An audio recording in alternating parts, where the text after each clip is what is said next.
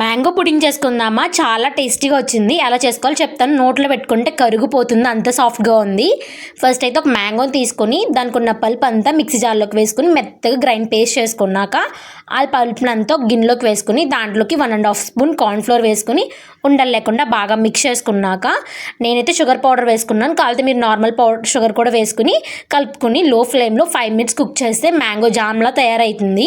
అది పక్కన పెట్టేసి మిల్క్ అయితే 1/4 తీసుకుని దాంట్లోకి 1.5 స్పూన్ కార్న్ఫ్లోర్ అండ్ షుగర్ వేసుకుని ఒక 5 మినిట్స్ కుక్ చేస్తే అది కూడా మిల్క్ జామ్ అవుతుంది. ఆ రెండు పక్కన పెట్టేసి ఒక 5 మినిట్స్ బాగా చల్లారిపోయిన తర్వాత ఒక బౌల్ తీసుకుని దాంట్లో లేయర్స్ కింద వేసుకోవడమే. ఫస్ట్ అయితే నేను మ్యాంగో వేసుకున్నా, కావాలంటే మీరు మిల్క్ వేసుకోవచ్చు.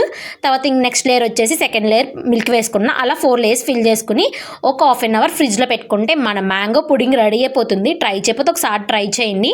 నోట్లో పెట్టుకుంటే భలే ఉంది, తీయగా. అండ్ నోట్లో పెట్టుకున్న వెంటనే కరిగిపోతుంది. ట్రై చేయకపోతే ఒకసారి ట్రై చేయండి. నచ్చితే